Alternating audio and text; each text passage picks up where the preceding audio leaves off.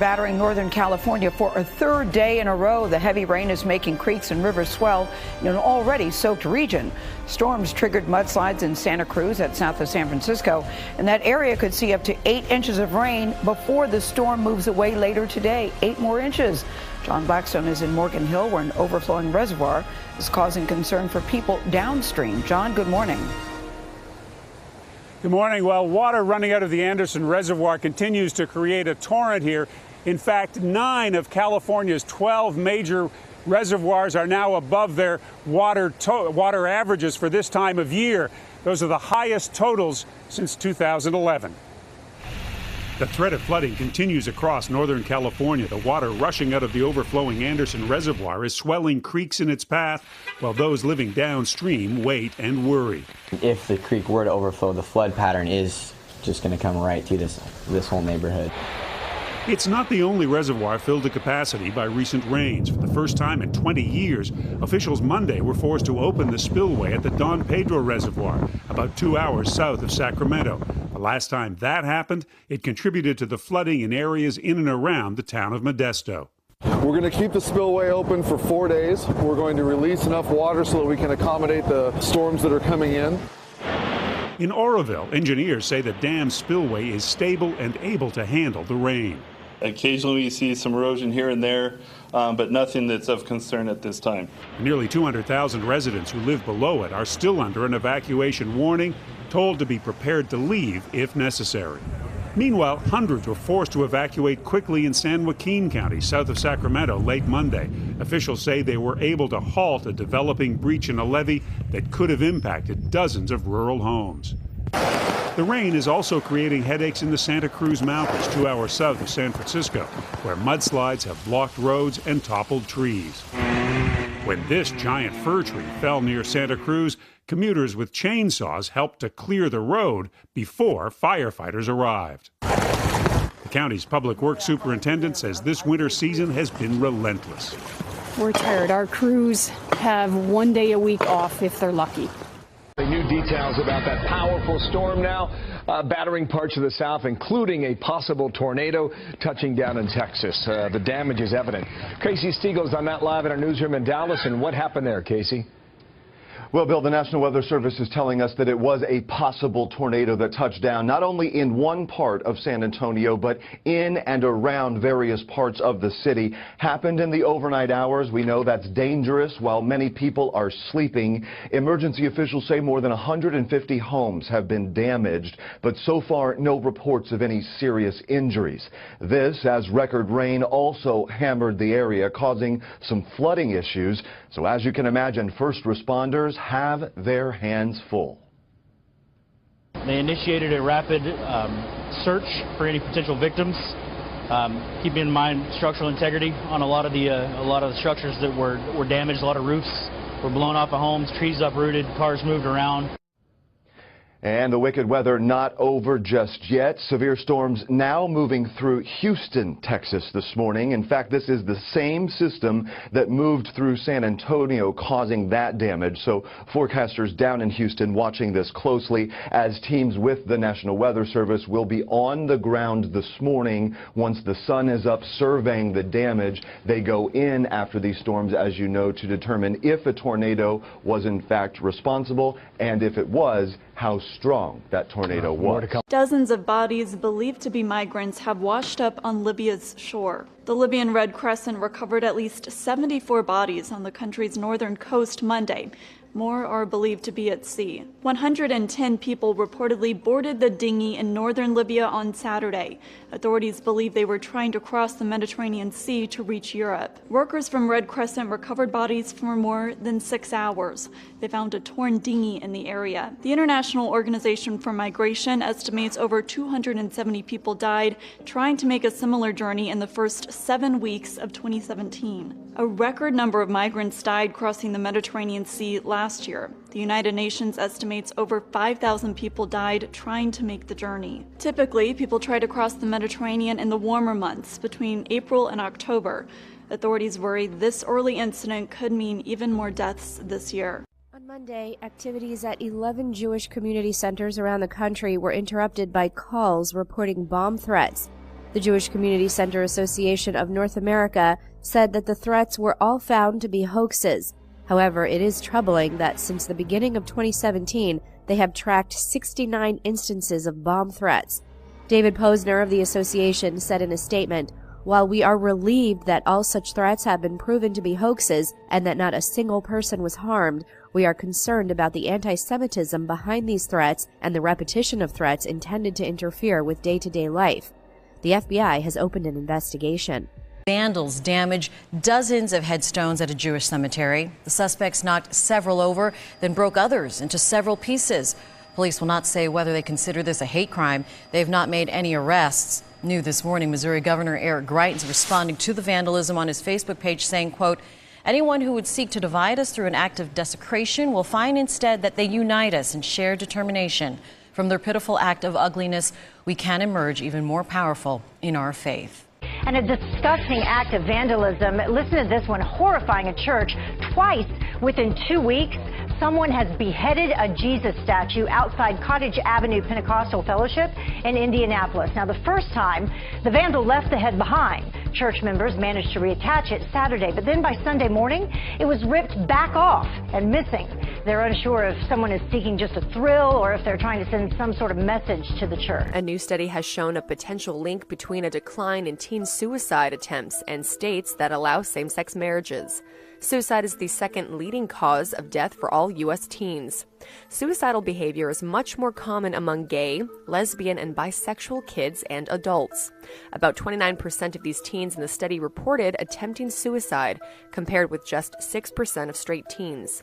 Mark Hatzenbuehler, a Columbia University public health researcher, said that the new work makes an important contribution to identifying how laws limiting gay rights may affect psychological and physical health. While the results failed to prove a definite connection, researchers say that policymakers need to be aware of how gay rights can potentially benefit youth mental health. According to authorities on Tuesday, Spanish police shot a man who was driving the wrong way down a freeway in a stolen truck filled with butane gas canisters. In Barcelona, officers surrounded the vehicle in police cars while it was still moving at high speed. Several shots were then fired into the vehicle's cab before the driver was arrested. At least one pedestrian was injured as some of the canisters were lost from the back of the vehicle during the chase. Barcelona Police Chief Juan Carlos Melanero told a press conference that evidence does not suggest that the incident involving the butane cylinders truck is terrorism. However, the incident has still instantly raised fears of terrorism in the wake of brutal truck attacks in Berlin, Germany, and the French city of Nice. A chaotic scene at this popular market west of Mogadishu. A victim is pulled out of the rubble, but medics could not save him. The explosion went off around midday. Some reports indicate government soldiers were among those killed. No group has yet claimed responsibility, but the terrorist group Al-Shabaab has committed similar attacks. All those who were killed or injured in this blast were from this area. Passers-by were among those killed. It's a popular market, and it was crowded at the time of the explosion. The bomber targeted this market at its busiest time. We have taken more than 20 bodies and many seriously injured people to hospitals. The United Nations Children's Agency, UNICEF, has warned that nearly 1.4 million children are at risk of starvation due to famine in Nigeria, Somalia, South Sudan, and Yemen. According to UNICEF, 450,000 children are severely malnourished in northeastern Nigeria. The agency also says that in Somalia, drought has left 185,000 children on the brink of starvation, with that figure expected to reach 270,000 in the next few months. In South Sudan, over 100,000 are facing starvation, and a famine has just been declared in parts of the country. UNICEF spokesperson Marixie Mercado says children in displacement camps are most vulnerable. CBS News Justice reporter Paula Reed joins us now from Washington with the details of this. Paula, thank you for joining us. What do these new immigration orders do? There's no new law here. Immigration enforcement is whatever you prioritize. And here, the president and the head of the Department of Homeland Security, they're making it clear that they are going to put aggressive enforcement and they're going to direct it towards those who have entered the country illegally or entered the country legally and overstayed. They say they're really going to put an emphasis on quick deportations and also detentions at the border. Now, you can't do this. You can't change the system without an influx of resources. So these memos, all of these new policies, these also provide for new hires, thousands of them, to help implement this new deportation proceeding. Paula, what happens to the undocumented immigrants picked up in one of these raids? Will they get detained or deported immediately? Well, they do hope to be able to detain them in these raids. It used to be if you were stopped at the border, they would try to just schedule a hearing for you, give you some sort of notice, and release you. But now what they're going to do is try to process you and deport you immediately. But if you are able to make it into this country, if you are picked up in one of these raids, their hope is to also detain you and deport you immediately. But the head of the Department of Homeland Security has said, look, our detention facilities are already overflowing. So they're going to try to build some additional facilities, but until they can, they're going to have to triage. They're going to have to look at who poses the greatest threat and detain and deport those people first. Well, one of the biggest questions we've seen with this is what happens to those unaccompanied minors who are stopped at the border. Do we know now where they go? Well, it'll be the same sort of renewed aggression, trying to detain and deport people as soon as possible, taking a more aggressive approach to immigration enforcement.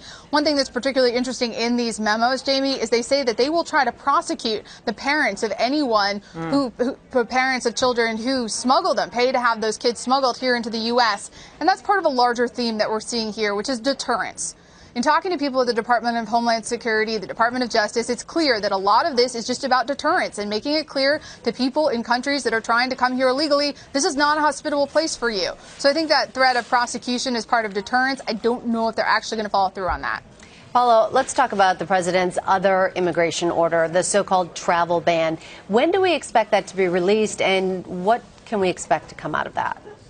The expectation for when that will be released keeps sliding. Originally, we were told Tuesday or Wednesday. Now we're being told it's likely to come out Friday.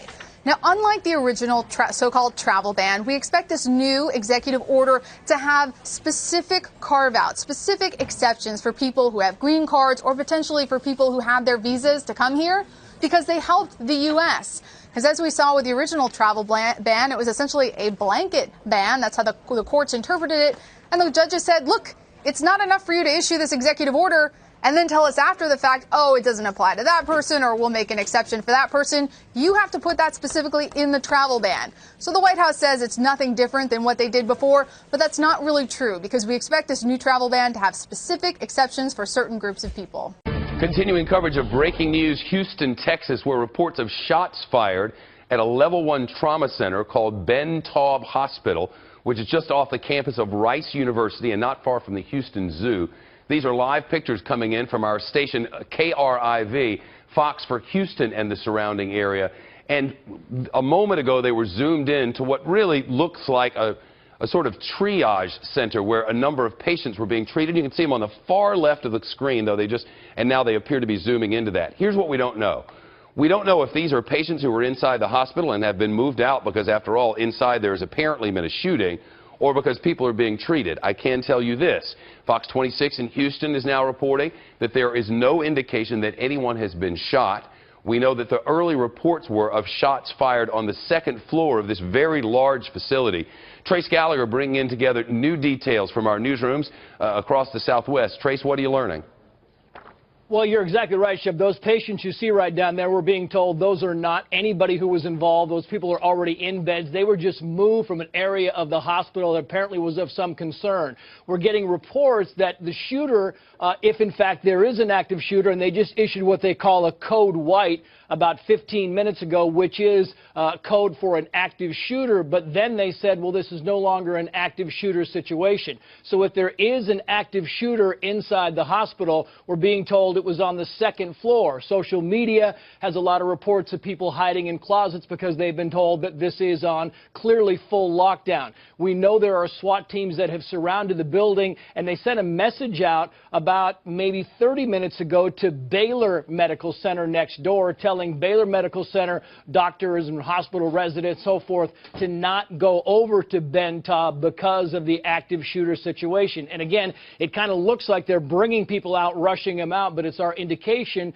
that these are not people who were injured. These are existing patients who are simply being moved because of their own safety. Again, on the second floor, this is Ben Taub. There's about 486 beds in there. It is really one of the preeminent trauma centers in the Houston area. It's about maybe 4 miles from downtown. Anybody who knows the Houston area would know the zoo is in that area, the Children's Museum, and Rice University is also very near there. You can see kind of the demeanor of the police outside of the hospital, which gives us an indication that because they're not hiding, because they're not in any defensive position, that maybe the situation is not as bad as it was 30 or 40 minutes ago. We're still gathering information, Shep, but they're moving people out of the areas of concern because the reports were code white inside Ben Taub Hospital, which means there is an active shooter scenario, and we're trying to find out if in fact that is still the case.